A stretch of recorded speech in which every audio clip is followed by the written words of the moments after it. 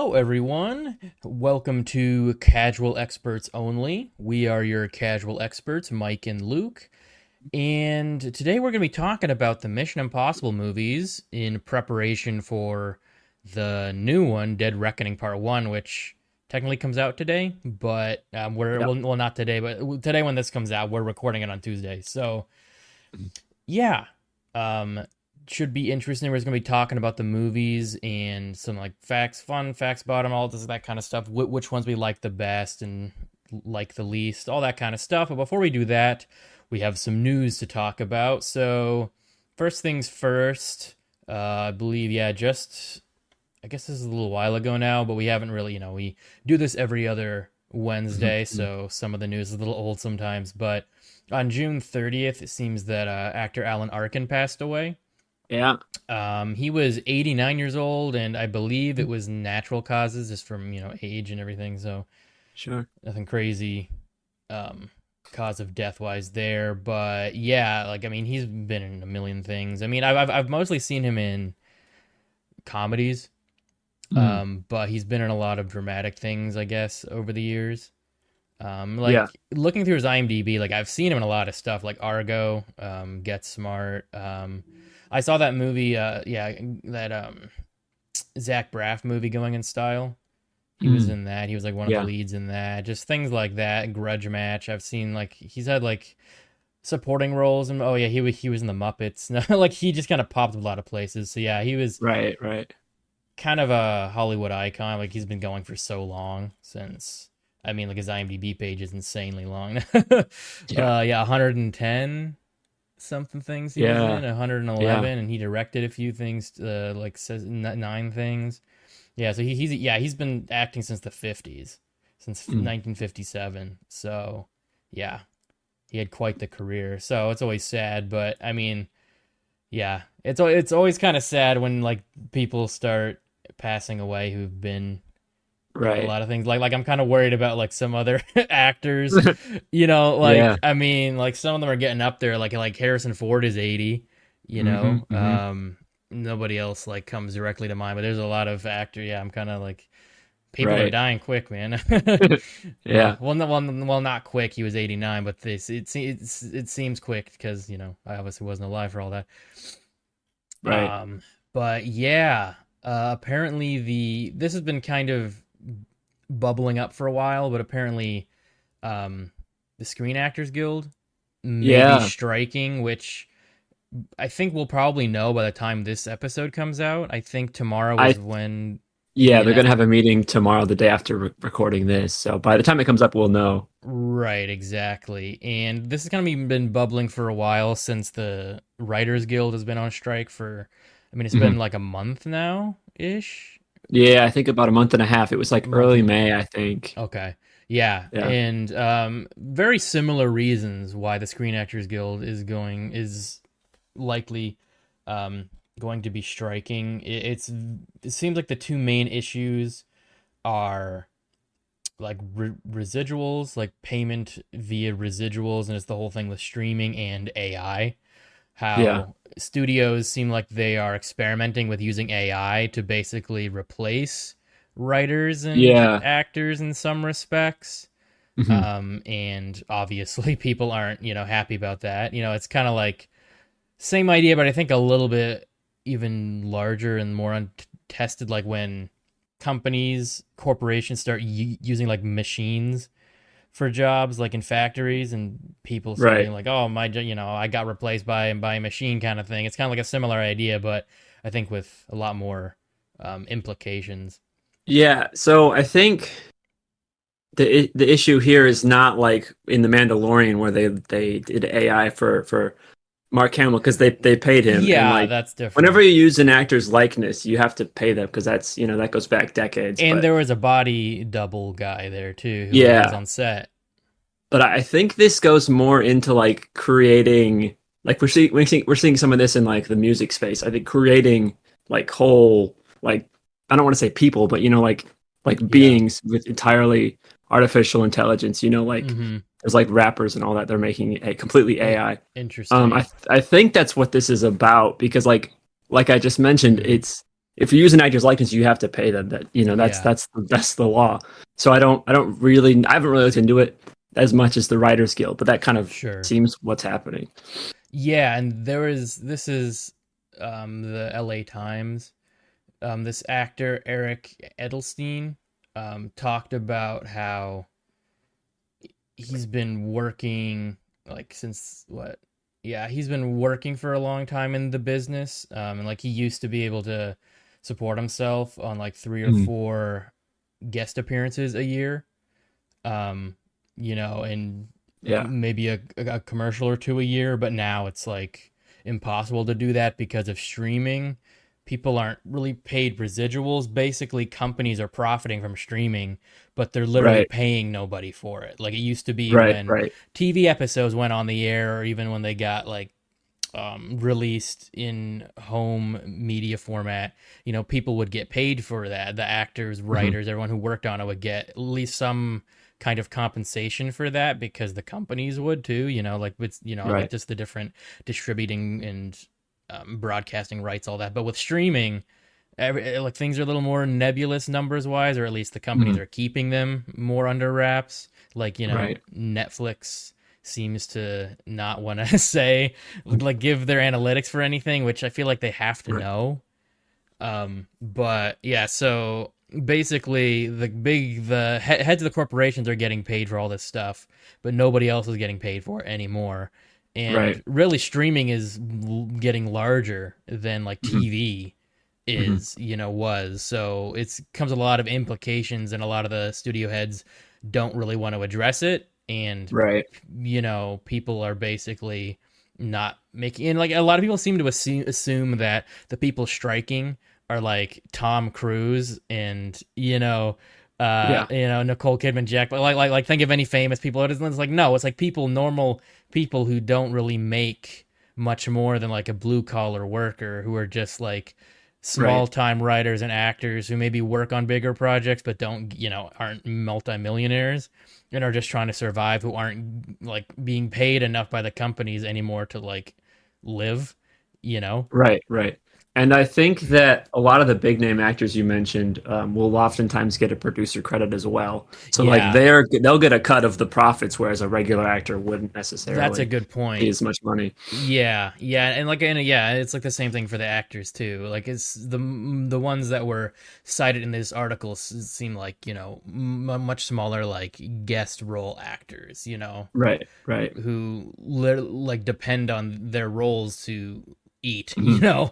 So yeah, so and it's some of these quotes were saying that basically like the studio heads are like just pretty much ignoring like um any of these issues and negotiations. So Hmm. yeah, I don't know. It definitely doesn't seem like the studio heads are taking these strikes seriously. So we'll Yeah. see how things go. Mhm. It's definitely putting a hold on things, which I feel like is a mixed bag. Because I mean, I really hope they just start delaying things and not trying to push things through certain things. Say like Deadpool 3 is almost done filming. So, Mhm. which speaking of that, like the first like set photos just released recently, Yeah. and like showing Wolverine in like a blue, like a comic accurate blue and yellow and black suit.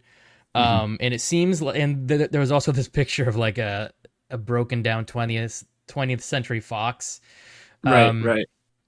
logo, like yeah, I guess this logo, and it seems like it's going to be very meta like the other Hmm. two Deadpool movies were. But yeah, but so like just that movie's getting pushed through because it was already filming when this happened. Hmm. But it seems like whenever things are released and are made during like a writer's strike, they don't turn out so great because they can't make any alterations during filming that like they Right, normally do. right. So I guess we'll see what happens. But I feel like there's enough stuff that we don't necessarily need. Like I feel like companies have been pumping out just constant Hmm. content nonstop. Like it's like impossible to keep up with Hmm. everything, even if you're a big fan of say like a Yeah. franchise like Marvel or Star Wars or something. Right. So part of me hopes this kind of makes the bigger companies kind of reevaluate like Hmm. you know, whether they should just keep pumping stuff out or maybe just take more time on less projects and come out with Right. better quality, shows and movies and everything. Yeah, and I'm curious because, like you mentioned, there's a lot of projects that are currently filming, and if they go on strike tomorrow, are they going to continue filming? Like, I don't know. I feel like if they're part of the Screen Actors Guild, I don't think they can really. If they're Okay. Yeah. on strike, because like with the writers' strike, people who are Right. part of the Writers Guild aren't really allowed to. Like they kind of have to. Hmm. Hmm. They technically could write for something, but it wouldn't be good. They'd probably lose their membership and just things like that. So that wouldn't. Yeah.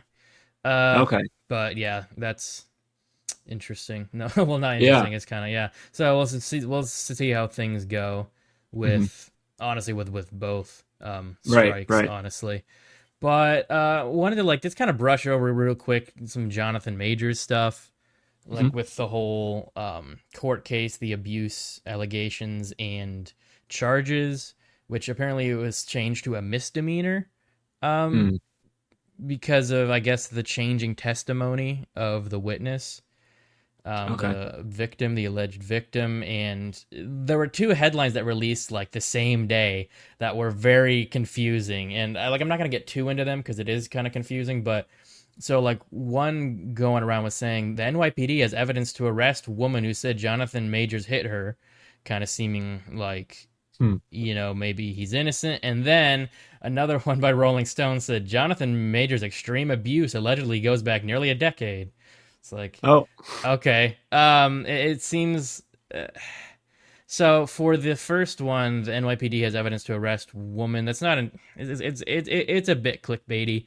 Hmm. Basically, the main idea is that the NYPD issued an I card, an investigation card, which basically just means that they need her for some reason, whether it's questioning or, they have evidence against her for something, but it's not really clear and nobody's really saying anything about it. Like, nobody's really coming forward with any evidence on either side besides saying, my client's innocent. The other one's like, no, my client's innocent.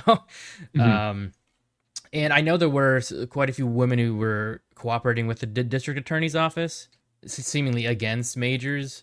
And Right. this other article, the extreme abuse that allegedly goes back nearly a decade. It seems like some other people are coming out and saying like, oh, he was abusive with his past partners. He was aggressive on sets.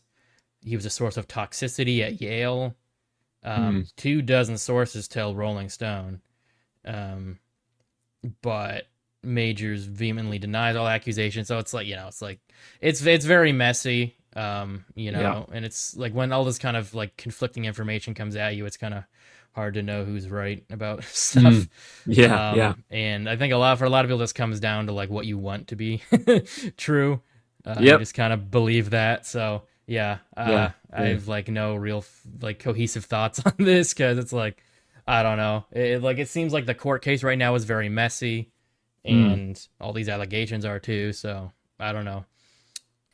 Speaking of no coherent thought, I had one news that I wanted to mention. Okay. I don't remember which article, but it was one of the news sources, like the New Yorker or something like that. Yeah. There was so apparently Mattel had like a press conference or something. Well, it wasn't a Okay. it was private, so only a couple of reporters were there. Hmm. Um, where they were talking about because of the success of Barbie, which hasn't come out yet.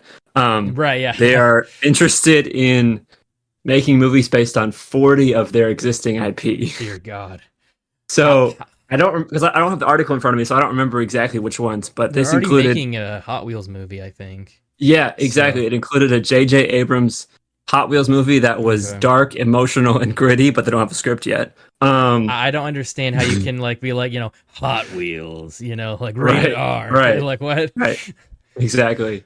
And there was a Daniel Kaluuya produced A24 style Barney movie. Oh yeah, I did. Yeah. Yeah, I did hear about that too. Yeah. And then there was this sort of heist movie based around Uno that takes place in the Atlanta hip hop scene. So What? look forward to all of Oh that my coming in god. the future. I feel like Hasbro's already tried some of that and hasn't done Yeah, great. I mean, the most right, successful one right. is Transformers. Hmm. Even though it's been like not very well received critically, they've made a lot of money. Right. And yeah, like Battleship went nowhere, and Hmm. Hmm. GI Joe has been like starting and stopping since it first. So Right. Right. yeah, probably not the best takeaway from like Barbie. People being interested in Barbie because it's not even like it hasn't come out yet, so I don't really Right, understand. exactly. It's just internet buzzing, like we've seen in the past, like with the Snyder Cut and Yeah. Morbius. It doesn't necessarily equate that your movie's going to be successful just because people on the internet are talking about it. So like we don't something to go Yeah, off of. exactly. And I feel like it's a very like it's a very case specific thing, like Mhm. this Barbie movie, because it is like centered more towards adults, but I feel like it's very meta and Right. feels like it's targeted towards like adults who were familiar with Barbie as kids. Hmm. Hmm. But like I don't see how you can do that with most of the other toy properties. I feel like Barbie works more because it is like technically like human dolls, and you can do Yeah. more with that. Also, there is Mhm. kind of always been the archetype like Barbie and Ken were like the archetypal, Right. Right. definitions of like Yeah. skin deep beauty type thing, so Hmm. like Hmm. they made a whole song about how vapid it is, so Right. yeah. Exactly. So I don't Exactly. see like they can definitely tap into that for, a more like mature almost comedy Right. movie. Like Right. what are you going to do that with Hot Wheels, Yeah. It's just Exactly. like kids in Exactly. India put these together and weren't paid. Haha, that's funny, right? Like, whoa, okay. I don't Right. yeah. Right. Um yeah, speaking of big companies, Microsoft has won its court case with the Um, FTC, which was trying to really. block them from acquiring Activision, Yeah. or yeah, Activision Blizzard. The Hmm. FTC, the Federal Trade Commission, was arguing that their acquisition of Activision would basically prevent competition between Microsoft and Sony, because Activision, like owns too many titles, all that stuff.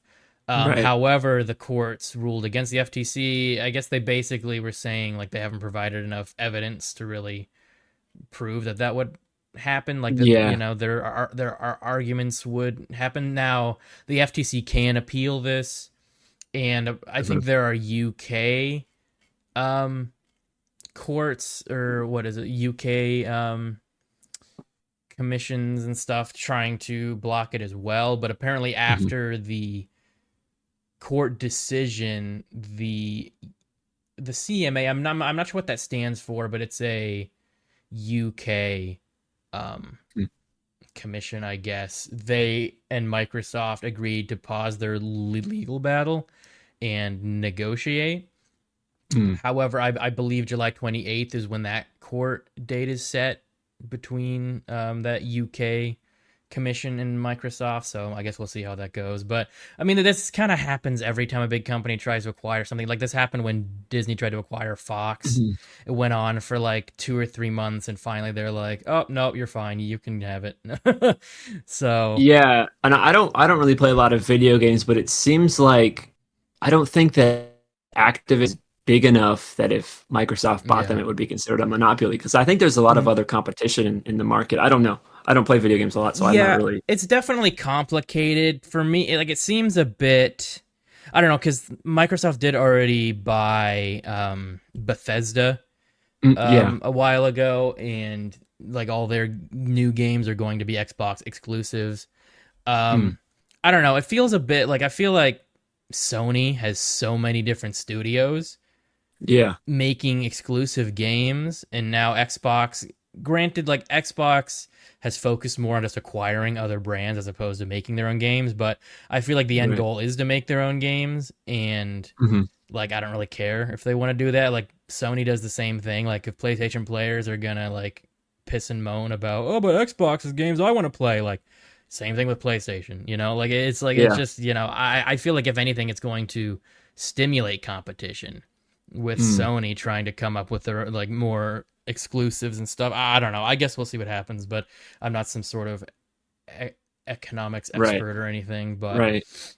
yeah, I did have. yeah. Oh, yeah, you can go first. I had one more I that I wanted to I was just mention. gonna say, speaking of Activision, apparently, the boys are coming to Call of Duty. There's Yeah, like I a saw new that. season, and I think Starlight, Black Noir, and Homelander are gonna be Mhm. like playable characters. Or that pretty much just means like skins.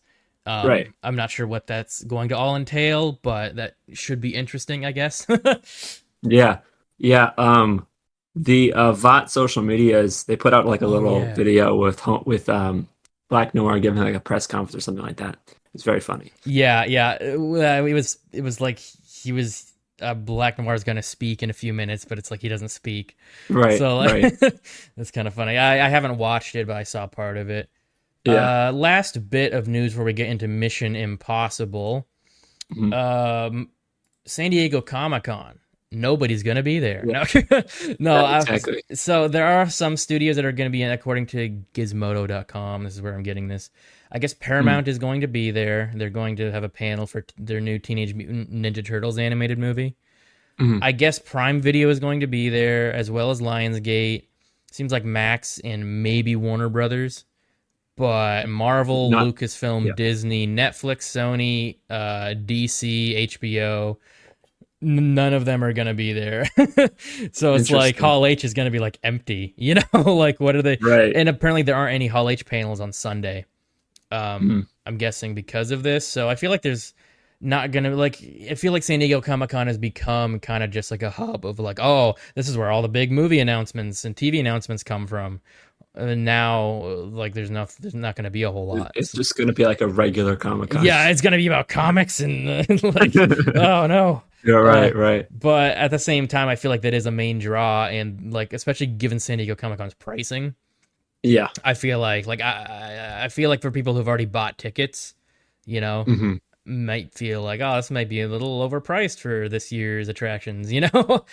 But yeah, but I mean, it makes sense given the writers' strike and everything. Hmm. And I feel like next year maybe the studios will come back with even because I feel like they've been a little lackluster the last few years. DC hasn't done a whole lot. Marvel has just been like, here's the stuff we already announced with just like a little more detail, you know? So Right, hopefully right. they both come back with like reevaluated slates and are like, yeah, here's some cool Mhm. stuff you can actually be excited about that's actually going to come, you know? Right, right, right. Assuming they have actors. Yeah, right. And writers. Yeah. I did have one more news that is kind of interesting. Yeah. Greta Gerwig has signed up with Netflix to make two Narnia movies. So Yeah, they that's didn't right. say which ones. Hmm. And I kind of hope that there's some of the ones that we haven't seen Yeah, already, because me like The too. Lion, the Witch, and the Wardrobe and Prince Caspian have been adapted like 1,000 times. Yeah, Um, yeah, yeah. yeah, There it's was like really, yeah, old BBC ones, and then like the big yeah, studio ones. Yeah. yeah. But there's like three or four books that have never been touched, and it seems Hmm. like every time they make a Narnia adaptation, they go in like the order of publication and not chronological order, Yeah. because they C.S. Lewis, he wrote the first four, which have been adapted, and then he wrote two prequels, and then he wrote the last one. Yeah.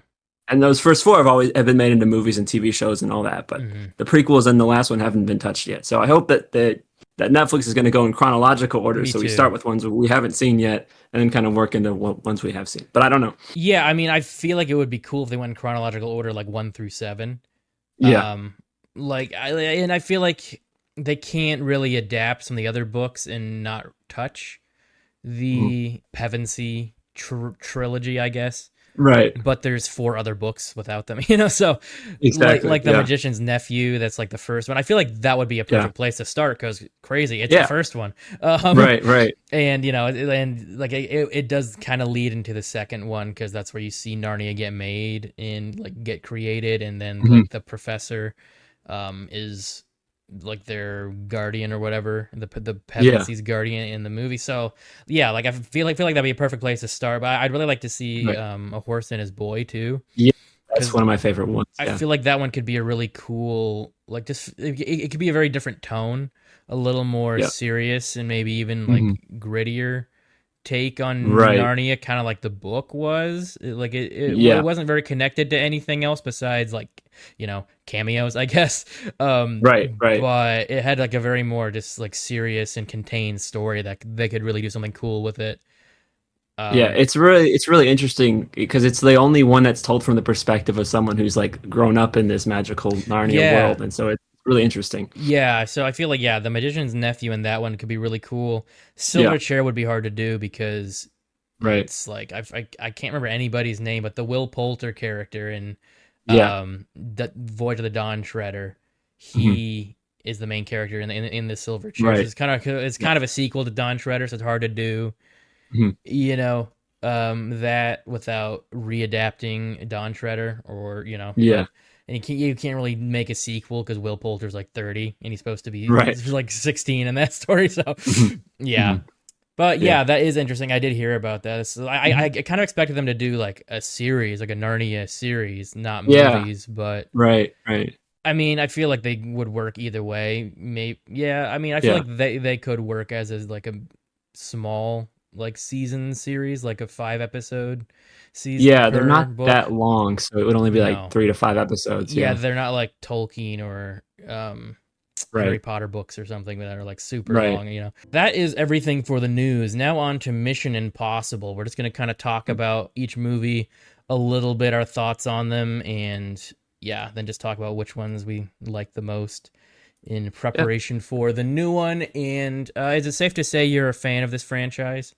Yeah, it is one of the few franchises that I liked growing up that I Mm-hmm. still like today. Yeah. Um, yeah, I mean, I've loved all of them, and I continue. It seems like each one gets better and better, and it's yeah, I love it. Yeah, I feel like this is one of the few long-lasting action franchises that hasn't crawled up inside its own ass. Like that Right. this kind of finds a new way to make things interesting and isn't just rehashing the same thing over and over.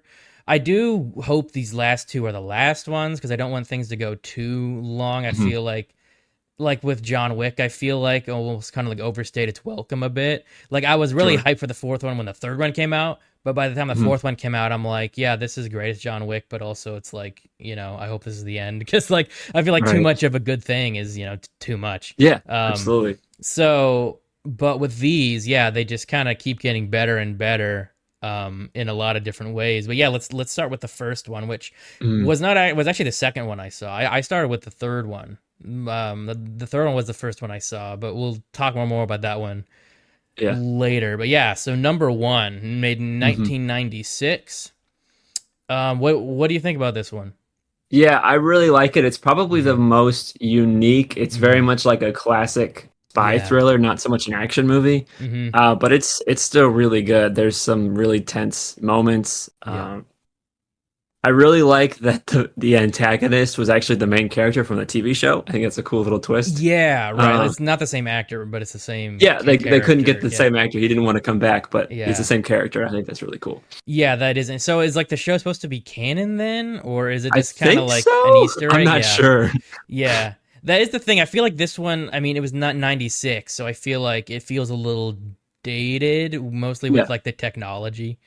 Mhm. Um, but yeah, it still holds up pretty well though. It's like an interesting Oh yeah. story. Hmm. And like as like a franchise start, yeah, it is very interesting. Like you said, like a spy thriller. I Hmm. really like. Oh yeah, and there are going to be major spoilers here. We're not going to be holding back. So if you haven't seen these Right. or whatever, but yeah, Mhm. like the beginning was very interesting. How like everybody gets killed, Yeah. and they really do a good job playing up the like how unsure Ethan Mm. is who to trust. Right. Because like everybody dies except two of them aren't dead, and he's like, okay, but how come Hmm. you guys are the only ones that survived? And there is a lot of like betrayal and outsmarting and kind of like a cat and mouse kind of game, and I thought that was very interesting, and also the iconic like cable um ceiling Yeah. cable scene. Like it's not only is it iconic, but it's so freaking tense. Like when you're watching it, Yeah. like there's no music, they're just like holding onto the cable. They even have to watch their sweat. Hmm. Like it was this very that was very well done, and like those, Yo, yeah. I think that's like that is the staple of this franchise is crazy stunts. Mhm. But I feel like this one relies less on the craziness of it and more just like the tense stakes of it. Y- Yeah. And also we get introduced to Luther, who ends up being like a great character going forward. Yeah. Yeah. And I mean, they all do a great job. All the actors do a great job. Mhm. I feel like this one definitely feels the most like they're adapting an old TV show. Even Mhm. the, like you can definitely feel that, which I am glad that they kind of just ignored the show after this because I feel like nobody really remembers it. Right. Like my parents knew of it and saw some episodes, but it wasn't like a huge thing. Like I feel like the movies have Yeah. majorly outgrown like the popularity Mhm. of the show. For sure. Um, but I mean, they still kept the theme, which is great because it's great. Oh yeah. And But like that opening title sequence is really cool. They still keep it to this day where it's like yeah. a just a slideshow of everything that's going to happen in the next movie, Oh in the rest of the yeah, movie. and So and cool. like that bomb wick Right. Yeah. burning. Yeah. Yeah, Yeah. the The fuse. classic. Yeah. Yeah, it's very good. Mhm. But yeah, is there really that much else to say about this first one? I mean, it's good. No, I like it's mean, just kind yeah, of classic. it's just a really tense, good thriller. I think Hmm. Brian De Palma was not necessarily the one I would come to mind when you think make a Hmm. Mission Impossible movie, but he did a really Yeah. good job. What else has he done? He did the original Carrie. Oh, okay, I can't okay. remember anything else off the top of my head, So is but he more of like a smaller horror movie director? Or he's more like I don't think he's done any other horror movies, but he's okay. more like a thriller kind of psychological movie Okay. kind of Well, you guy. can definitely see that in this. Yeah. Like there is action, but it's less. It's more like intrigue heavy Hmm. and Hmm. dialogue heavy than it is like relying on action. Like say the later Right. movies, like it definitely turns into more of like a spy action thriller Hmm. franchise, but in a good way. Yeah. um, Exactly. like I feel like the Fast and Furious movies did that as well, but it feels like a ape with half a brain Right. is at the helm. Right. Right. Um, so let's move to the second one, Mm. the objectively the best. No, I Right. honestly this one feels more dated than the first one. Yeah. It's basically like all the 2000s Hollywood cliches you can think of, like wrapped into a movie. Yeah. It's something to behold. Like it's worth seeing just because I feel like rewatching it, it's just almost a comedy. Yes. Like And I the think the yeah. rest of the movies take on that silly tone, but in like Hmm. a really good way. Like I don't know Yeah. how to describe it, but they're all like very absurd, but not like stupid. I don't know. Yeah. It's weird. I feel like the main story of this is interesting. Mm. Um. Oh, I forgot to say this about the first movie, but Yeah. apparently the first movie is the only one in the franchise where Ethan Hunt doesn't fire a gun, and is also Oh. the only one to not have shootouts or gunfights. Mm. I didn't really Interesting. think about that, but I guess that's true. Thinking about it, they're all like hand to hand combat or like Yeah. just people getting like killed by guns, not like a shootout.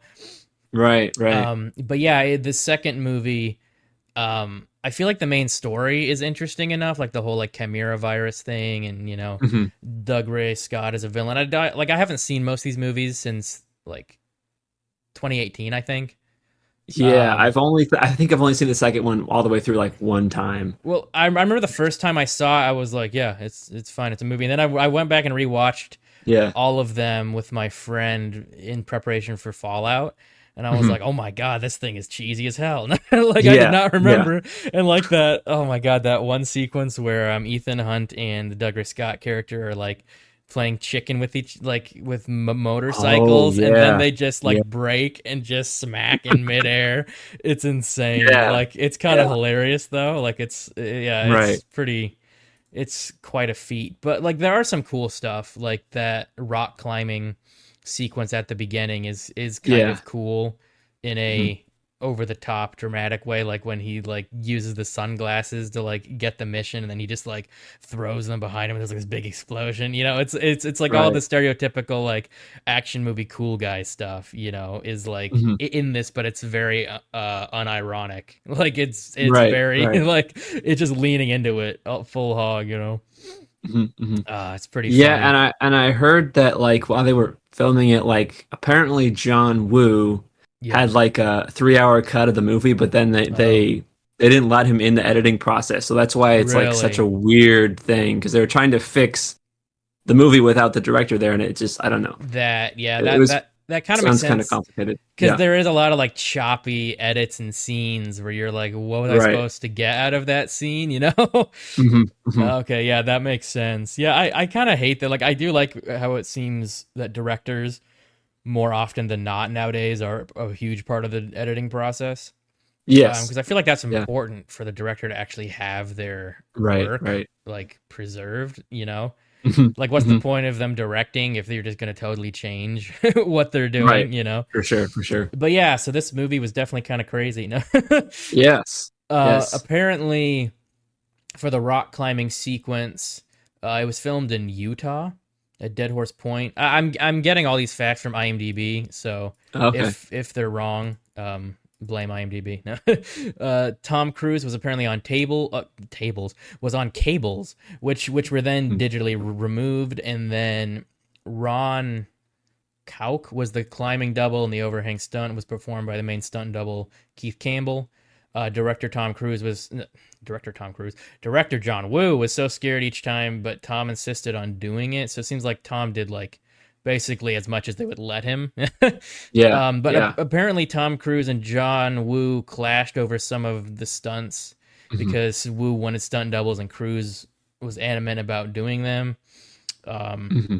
he told Woo he didn't like cheating and that it's easy to spot when the actor is being doubled because of body movement, timing, etc. Which I think is true if it's not done well, but I think when it's done well, you usually Yeah. can't tell unless you're like trying to find it, you know. Right. And apparently Woo was afraid of heights. But Mm. um, yeah, like I kind of agree, but also like stunt people need to eat. You know, like they need jobs. Right. So Right. like Right. it's kind of like on the one hand, like yeah, it's cool that Tom Cruise does all of his stunts, and I do admire when actors do Hmm.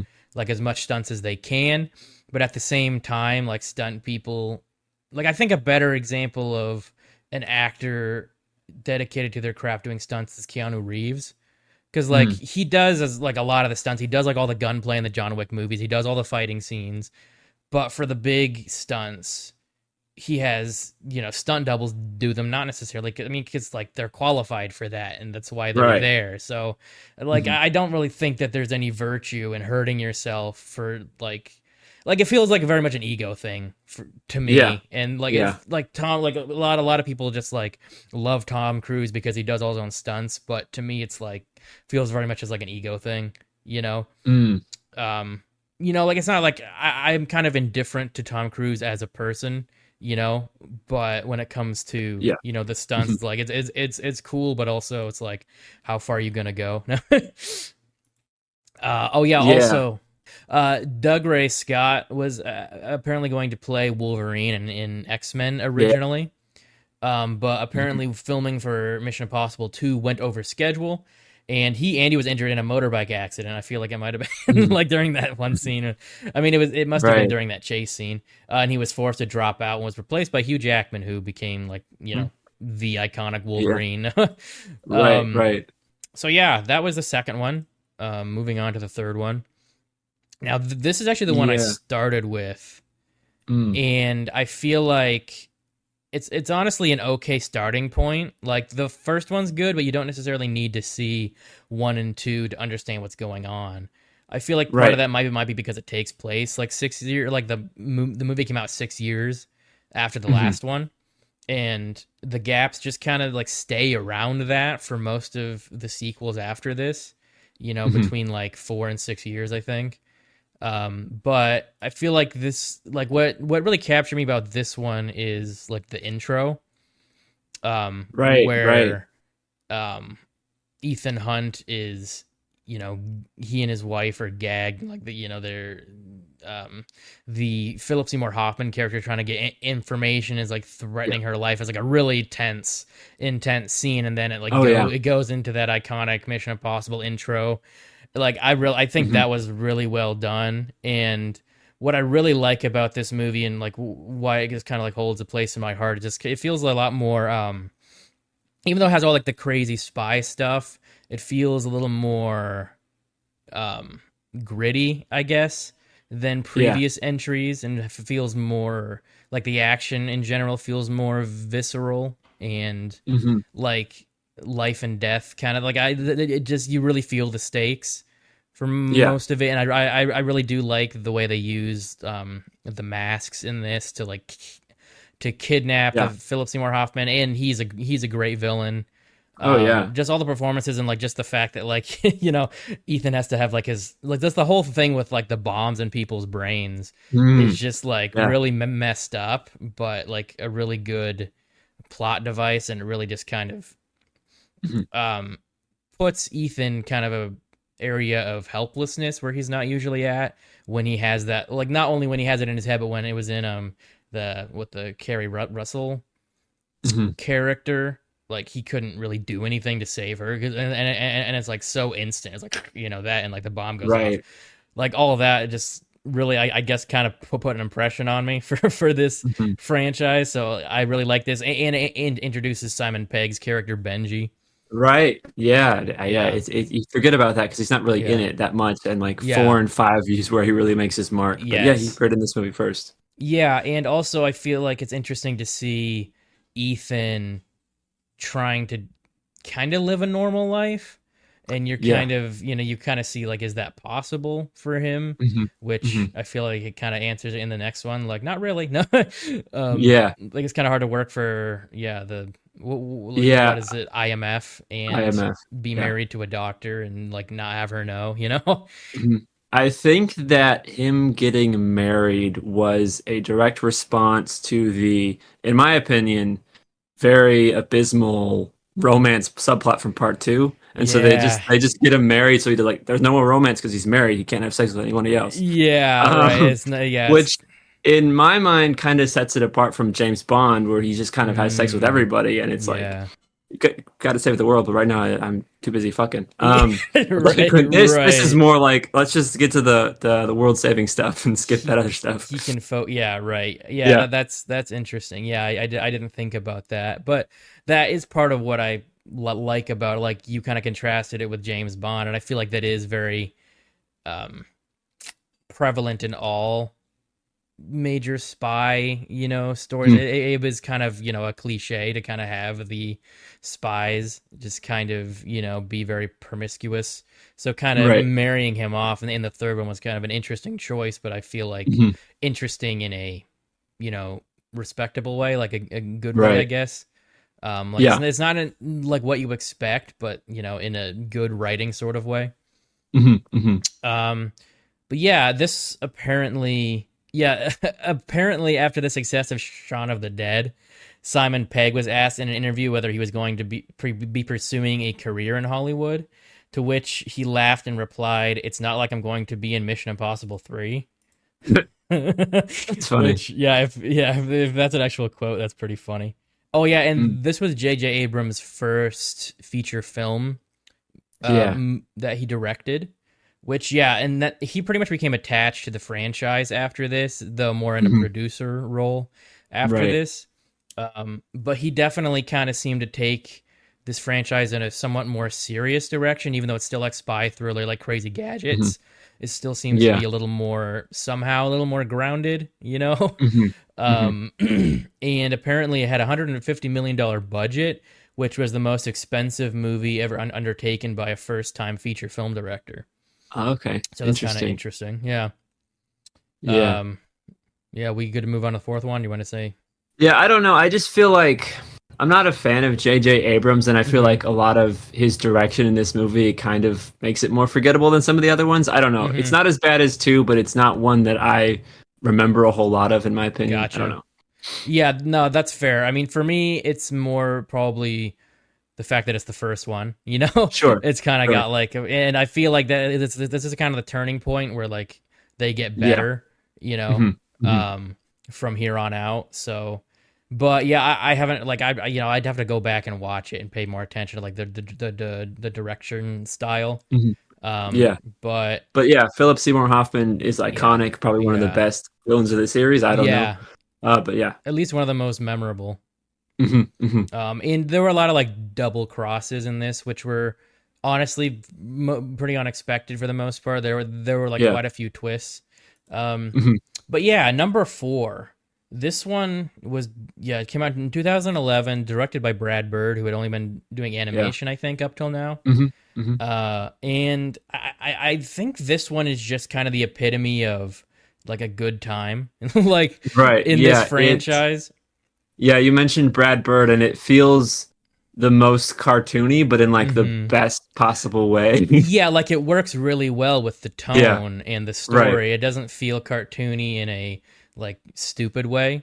You Hmm. know, Hmm. it just feels, yeah, very, and like there's still some serious stuff, like the opening scene is a spy like getting shot to death. Yeah.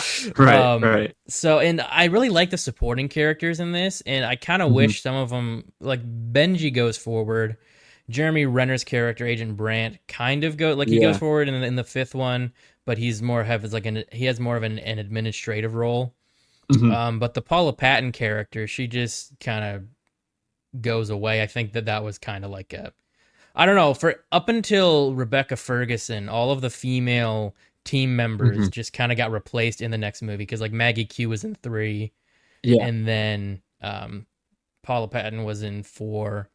Hmm. And it kind of, I feel like it would have been better if there had been like a, because the main team like Ethan, Benji, and Luther are great. Right. I kind of wish they had found, more team members to stick with earlier on. Um, but Right. Right. that doesn't take away from this movie at all. Um, Oh yeah. I do wish Luther were in it more. He just kind of pops up at the end. It's like, yes, it's Yeah. like, oh It yeah, seems more like he was make sure that yeah, I don't remember the actor's name. Make sure he's in all of them. It's okay to put him in the end. yeah, You know. yeah. He was probably off recording Arby's commercials or something. Right. Yeah, But that's yeah, fair. That's fair. yeah. So I think the most iconic scene from this movie is obviously the Burj Khalifa tower scaling Yeah. scene. Which is what I really like about that whole sequence is everything goes wrong. Like they have this really good Yeah. plan, and then all their gadgets just start messing up, and they don't have tech support because they're like on their own. And that is kind of a funny trope in these movies. Is like pretty much every single movie he goes rogue. Ethan goes rogue and goes off on his own. But Right. like Right. it is definitely like a cliche, but it also kind of works for the most part.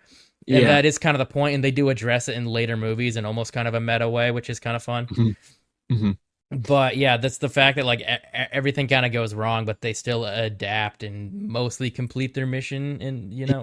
I was watching an interview with I don't remember the guy's name, but he is the stunt coordinator for the past 3 Mission Impossible movies, and he was describing Okay. the character of Ethan Hunt as so you see a kid drowning in a river, you jump into the river and you grab the kid, but then oh no, there's a waterfall coming down. You go, oh shit! It's like yeah, that's Ethan. I think Yeah. it's great. Like everything that goes wrong, and you have to adapt, and it's fantastic. Yeah, right. It's very interesting just seeing the different ways he overcomes like the next Right? crazy thing. Like, and this is probably the most, at least for me, the most like anxiety inducing um Yeah. stunt. Like the way he's climbing the tower, but then Hmm. his Hmm. gloves keep malfunctioning. So he's basically just free climbing this tower, and it's like his rope keeps breaking. Right. Right. Right. Yeah. Yes.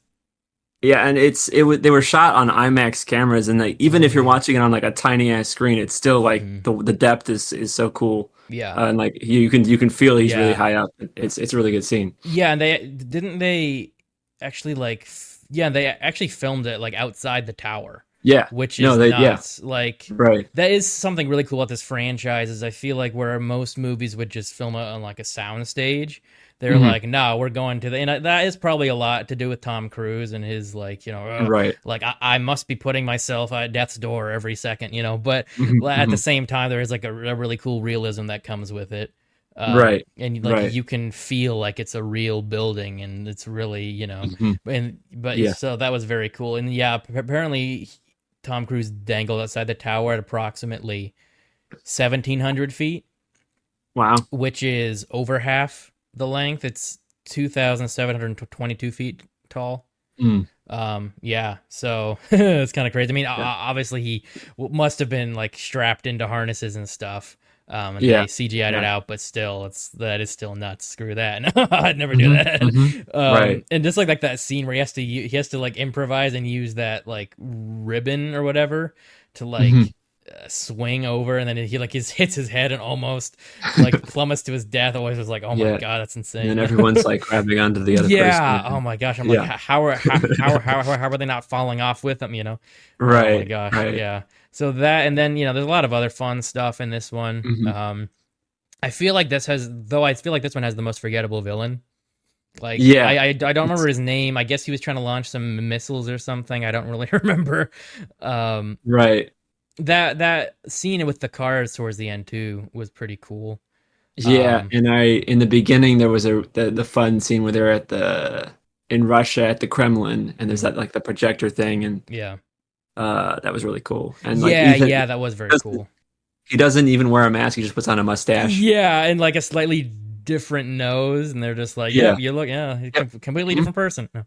Right. Yeah, and then there's like that huge explosion at the Yeah. Kremlin is very cool. It's that whole sequence. Hmm. I do feel like this he Ethan obviously does have like plot armor Hmm. because obviously like he wouldn't be able to survive all this stuff, but it Right. was kind of interesting to see at like during that whole like car garage um Mm. sequence. It seems like his like I think he like breaks his leg and stuff, and it's like they'll like he does get injured, but then he also drives a car like onto a Right. like a at least a 50-foot drop probably, and Hmm. survive. So Yeah. that is kind of funny. But yeah, this is a Hmm. very fun one. It's probably the most fun out of all of these.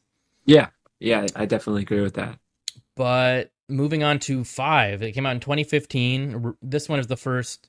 No, actually, Ghost per Protocol was the first one, number 4, to have like a subtitle. Okay. Um, Yeah. and then with 5 is Rogue Nation.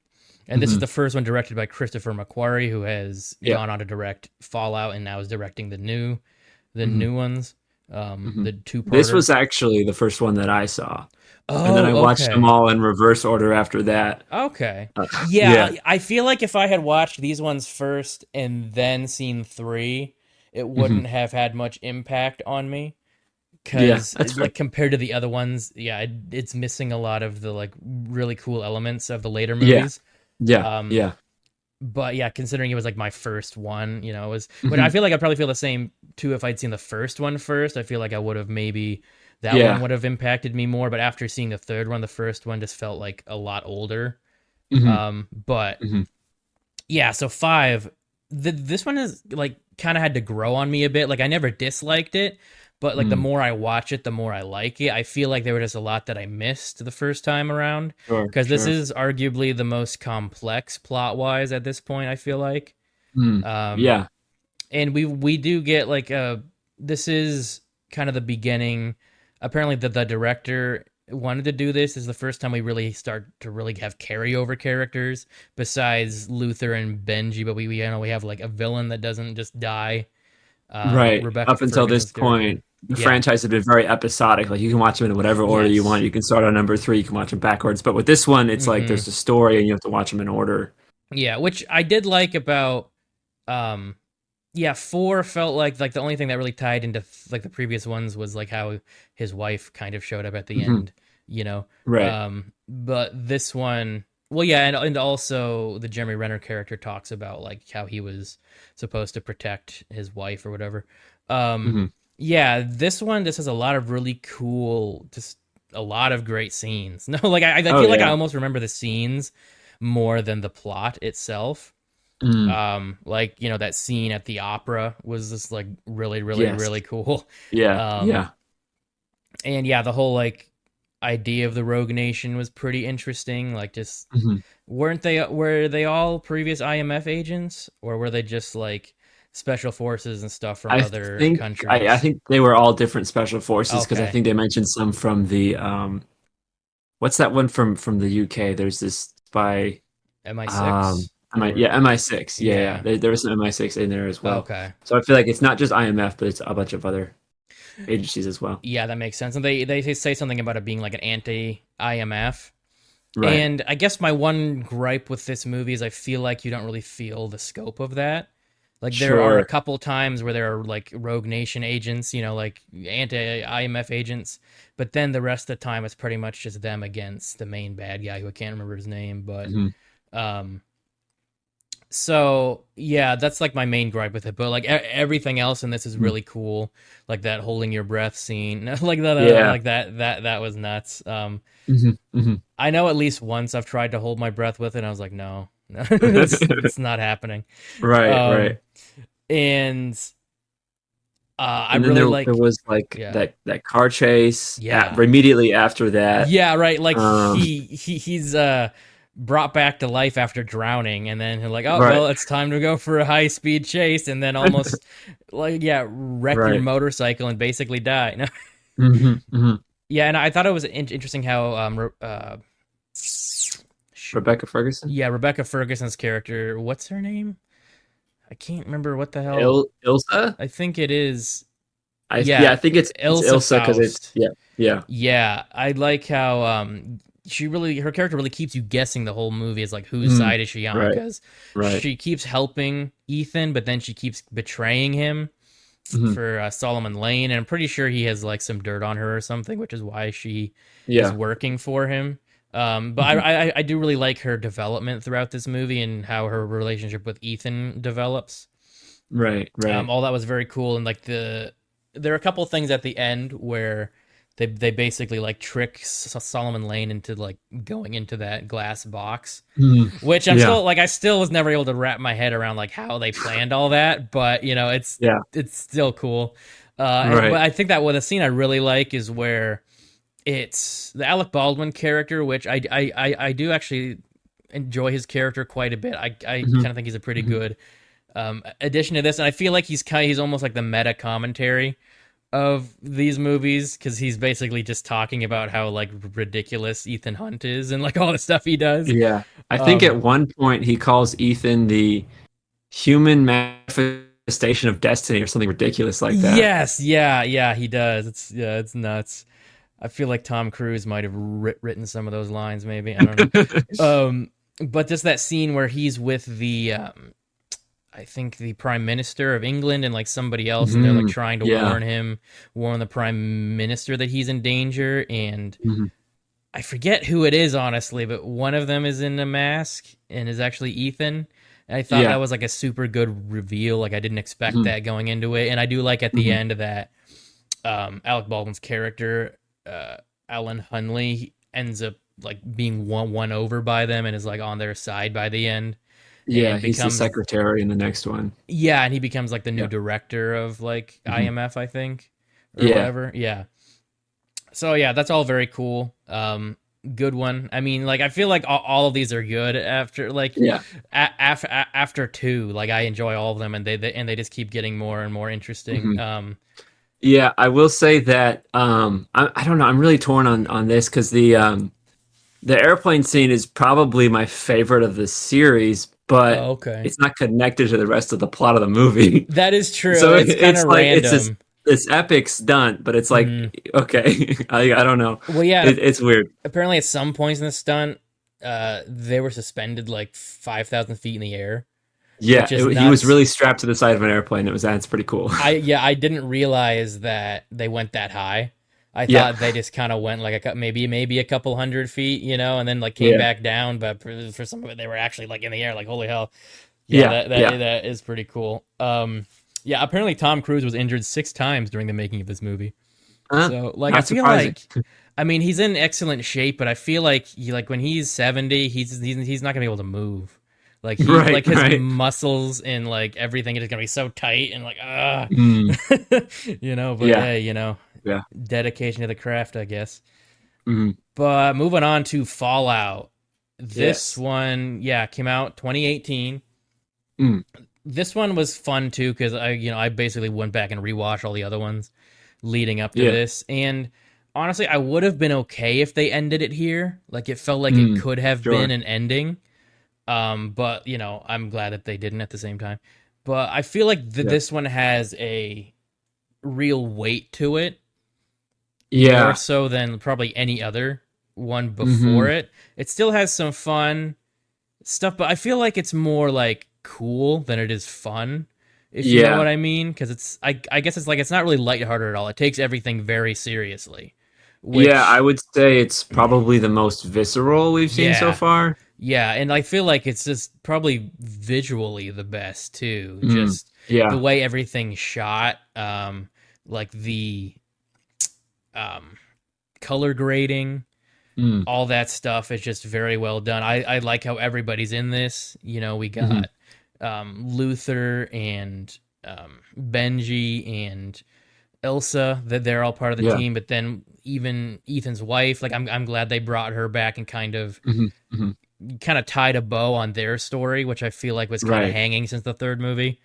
Yeah. And they kind of gave them like both Ethan and her like a good place to go. Like, because you know, like like they didn't. It wasn't very practical for them to stay together forever. But Right. it was Right. nice that they both, you know, had like these. Like she had like another doctor guy Hmm. that she ended up with, and then Ethan, they very strongly suggested that he and Ilsa finally get together. Yeah.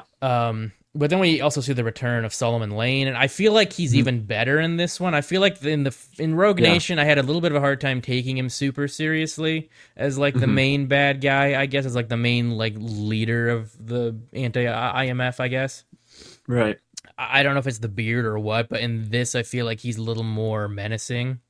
Hmm. Um, and like just right from the beginning, it's like every scene in this, every action scene is just really well executed, really well done, feels really Yeah. heavy, like really weighted. I really like Henry Cavill's character Hmm. because like at first it just seems like he's a dick, but like a useful dick. But then it Right. turns out he's like the main bad guy. I thought Yeah. like that whole Yeah. sequence was super cool where they tricked him, you know, with Benji having the mask, and Mm. then what's his face?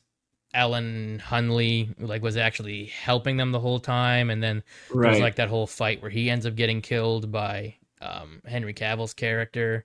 Oh, and the Hmm. freaking bathroom fight, Yeah. Yeah. like that is that's easily the best like hand to hand combat scene Mm. in these movies, and one of the best in like I think just action movies in general, because like it just Yeah. feels like you know like all the blows feel like they really hit, and Hmm. they all seem like they're fighting for their lives. You know, it doesn't feel like they seem very skilled, but it doesn't feel stylized in a way like oh well, it's obvious somebody choreographed this and they're all pulling their punch at you know. Right. Right. I think the only thing to And really I, criticize about it is somebody being able to pull a pipe out of the wall. But yeah. No, I will say that this movie it pulls off the thing that few movies do, where it's just like nonstop action, like from the yeah, beginning. It just yeah, it's relentless all the way yeah, through. yeah. And there's a lot of intrigue as well, though. Mm. And like you really, this is like yeah the sixth movie in the Right. franchise, but you really, I feel like they do a really good job making you actually fear for like all the characters' lives, Yeah. especially Yeah. Ethan's. Like there's so many times where you're like, oh crap, like that looks like it hurt, you know. Mhm. Mhm. Um, and but what I really liked too is it felt like the villains and the heroes were very evenly matched the whole movie. Yeah. It didn't really feel like it felt like every time one like the antagonist got ahead, the protagonist was right behind, and vice versa. You Mhm. know, Yeah. I don't think there was ever a time where the antagonist got like you know too far ahead, where it's like oh it's totally hopeless, the whole world is lost. You know, it Mm. felt like Ethan Hunt and his team outsmarted Walker a lot, and then he outsmarted them a lot. And it's kind of you know like I really liked. There were several scenes where they set up this whole scenario to like trick somebody. Like I love that scene at the beginning Mm. where they tricked that scientist guy by having like a whole freaking newscast and like fake hospital Right. room made Right. up. Like that was so cool. They really went all out with those grand like Mm. espionage sequences, and I really loved that. And they Yeah. even had like Wolf Blitzer, like an actual Yeah. journalist in it. Right. But that Right. was really cool. Hmm. So yeah, I just there's nothing like I really can't think of anything that I disliked about this movie besides like insanely minor things that Right. you know would Right. be are just very nitpicky. Oh, and having what's her name? The woman he goes to in the first movie, her Oh, kids. Max. Max, Yeah. her kids are characters in this now, which I thought was a Hmm. cool. Hmm. This one Yeah. almost does feel like a send off because it has so many characters from the whole franchise in it. Right, but right. it does it in such a way that it feels like it doesn't feel like just purely fan service, you know. Mm, yeah. So yeah, I don't know if Dead Reckoning can top this one. I guess we'll see. Like, I feel like the Yeah. trailers have been so vague with Dead Reckoning. Yeah. I'm really not sure what's going to happen in it and how much of a two-parter it's going to be. You know, like Yeah. if it's going to have a cliffhanger, like across the Spider Verse or what. You know? Mm. Yeah, I was talking with my friends, and it's almost it's kind of exciting because the only thing we know about this movie is that he rides a motorcycle off a cliff. We don't know anything else about this movie, and so I'm really Yeah, intrigued. right. And that Ilsa has an eye patch for some reason. Yeah, yeah. But yeah, I'm very much looking forward to. Yeah, I forget Mhm. who's the is. Do we know who the villain is? Like who the actor is? No, I don't know off the Okay, top of my head. okay. So yeah, it just yeah, very interesting. I really hope it. I really hope it is like still falls into the like keep getting better aspect of Hmm. this franchise. I hope this isn't Hmm. like this should have ended. You know, Right, right. that's kind of my fear. Oh yeah, I know S.A. Morales. It seems like he's at least one villain in it. Okay. He played Deathstroke in Titans, and Oh, he's okay. been in a lot of other Okay. stuff. Carrie Elwes in Yeah. it as well. I don't know if he's a bad guy, but Mm. yeah, there's a lot of famous people in this one, Yeah. and it seems like Haley Atwell is going to be a big supporting character as Hmm. well. So Hmm. yeah, very intrigued. I really hope this Yeah. is like a really good like two-part like epic. Hmm. I guess Hmm. finale. Like I'm not sure if they're planning more after this, but Right, I guess right. we'll see. But yeah, let's I guess talk about which ones we like the most Yeah. and dislike the most. I do we agree that the second one is the worst? Yeah. I think Okay, that's pretty, yeah. I feel like that's kind of hard to argue with. Right, right. Yeah, but yeah, which one or ones are your favorite? Um, I guess you had to it's pick like a really top two or three. it's really hard with the last three, but Mm-hmm. I think that four and five are gonna edge out six just a little bit, but those are Okay. all three so good. And I also Yeah. really love the first one too. So Yeah. but I think four and five are probably my favorite. I'm not Okay. sure. Yeah, yeah. It's really hard because for me, I like basically three through six like a lot. Yeah, For me, Fallout is my favorite, like by a mile. sure, sure. I would say like when I first saw it, like I was expecting it to be good, but it was like way Hmm. better than I expected, and it hasn't diminished at all like from rewatches. Right, right. So I just really like that one, and I think three always hold a little place in my heart, but Sure. I feel like if I had to do it like second, I feel like if I had to balance like objectivity with like um subjective, just enjoying stuff. I feel like Hmm. four would probably be my second choice. Yeah. It's really hard because five is good, but there's something about it that doesn't make me go like that's my favorite. Like I can't Mm, really pinpoint it. sure, Maybe like rewatching it, I would think of it, but maybe there's just something in the middle where it just kind of dips a little bit. sure. I feel like I remember the beginning and the end, and then the Yeah. middle is kind of there, but Hmm. but Hmm. four I feel like is just a great blend of being really fun, but Yeah. also just being a really good, Mission Impossible movie. So Right, right. yeah, but Yeah. yeah, that is our take on the Mission Impossible franchise. I did want to Hmm. just spend like 3 minutes on a new segment called some of the dumbest things I've seen online recently. All So, right. yeah, I don't know if anything comes to mind for you, but I think yeah, I can think of at least two things, or at least one or two things. So, Well, I don't yeah, know. Well, I'll let you go first. I have okay, something. I don't know if it's going to fit, so I'll let you go first, and then okay. I'll judge if mine works. I know I had two, and I can't remember two. I can remember one. Of course, this came from Twitter.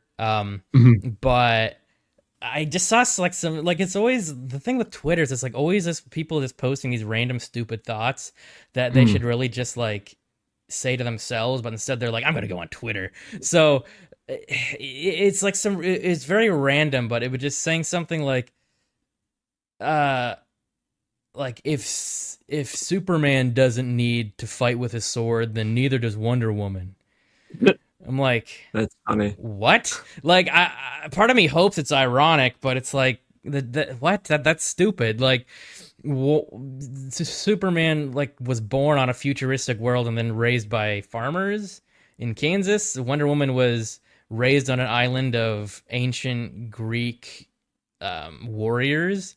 So it's like, of course, she would have been raised to use like swords and shields and stuff. So Yeah. it's like a very bad comparison. Like you could argue, whether Wonder Woman should or not, use weapons just by her own history, where she has used and not used them. Hmm. But like Hmm. bringing like Superman into it is like so random. Like I don't even, and you never get like fully fleshed out ideas on Twitter. It's always just like dumb statement. Let's start a fight. Right, because it's so small, you can't like give any context to it. You only have so many Yeah. characters. Yeah. So I wonder if Threads will be any better. That's like the new app people are. It seems like the Yeah. same thing. So I feel like all the toxic people are going to migrate over to Threads eventually, and it's going to get terrible all Hmm. over again. Hmm. But Yeah. I can't remember the other thing. Maybe I'll remember it next episode. I don't know. But what about you? Mine is a review that I read for my own book. Oh, oh, Yeah. okay. So the book in question is a collection of three short stories. And the Hmm. last one is a story where there are like four or five main characters. They're all women, Hmm. and the antagonist is a very nasty misogynist guy. Okay. And so somebody, some idiot on the internet read this story and came to the conclusion that I hate women. Oh, nice. That And makes it's like sense. I don't know how you could Yeah, possibly I know. like, and it's I read negative reviews all the time, like, oh, I don't like the story, the writing's bad. I don't care about that. Yeah. But the fact that they read this story and interpreted it so backwards, and then came to the That's conclusion that I hate women, it made me really upset. Yeah, I don't understand like when there's an obvious villain or Hmm. bad guy who's Yeah. demonstrating these qualities, and then you're like, well, the fact that you acknowledge these qualities exist means that you're like you Right. agree with them, and it's like, how does that make any sense? Yeah. Exactly. Uh, It's so stupid. or even like vice versa, where if a villain, has certain qualities, you're saying that those qualities are bad. Because like I saw Mm. somebody say that about Lex Luthor in the in Batman v Superman, like because he was an atheist, Zack Snyder was saying the atheists are bad. I'm like, what? Right. No, it was Yeah. just what? Like that doesn't make any damn sense. Right. No. It's Yeah. nuts, like the conclusion some people bring to Yeah. stuff. But yeah, I can't remember the other thing. Oh yeah, I do actually. So somebody said that Wolverine should have CGI muscles because they were like complaining about the new Wolverine suit having sleeves. And Mm. they were saying like I guess they came to the conclusion that they didn't have sleeves because Hugh Jackman wasn't gonna get buff enough to not have them, which I don't think is really a problem. But Interesting. he was saying like, oh, yeah, I know he doesn't want to get in super Wolverine shape anymore, but they should just CGI muscles on there. I'm like, no. Like people are okay. Yeah. First off, everyone's always complaining about too much CGI, especially in Mhm. MCU movies. So that would be a terrible idea. Secondly, that would just not look good. That would like people would be able to tell. They would look Mhm. too oversized, and like they already tried to CGI his claws in the past. Mhm. It's just like no, that's a horrible idea. And then apparently I heard that I guess the main reason, not only because it's like there's literally no reason to have him be sleeveless besides it's in Mhm. the comics, where everything is exaggerated. Like there's no practical use to have like a sleeveless costume besides be like, oh, he's buff. But apparently it's due to his skin cancer. I Oh. guess I think I guess it's like he can't, I guess, get exposed too much to the sun. I'm not sure if it's specifically on his arms currently or it's just like Mhm. I know he's had it in the past. I don't think it's like it's cancer. I think it just goes in remission. So I'm guessing he has to be careful with his sun exposure. So I guess Okay. that's the main reason. But yeah, it's like I feel like some people get so hung up on like I want it to be exactly like this one Mhm. comic panel, and if it's not going to be that Right. way, I'm going to complain. Yeah, exactly. They go into these things with a checklist instead of just Yeah. being like, "Hey, I'm here to enjoy myself and have a good time," you know? Yeah, right. Like, and like I want things to be like somewhat comic accurate, but usually I'm just like, I want it to capture certain aspects, but they're like Mhm. vague, like Right. overarching aspects, not like he better have this one thing on his costume or I'm gonna Mm. riot. Right, right. But yeah, some people are never happy. Yeah. Yep. Oh well. But yeah, that is our Hmm. episode this week. These come out every other Wednesday, so here to check those Yeah. out, and we'll see you next time. Yeah.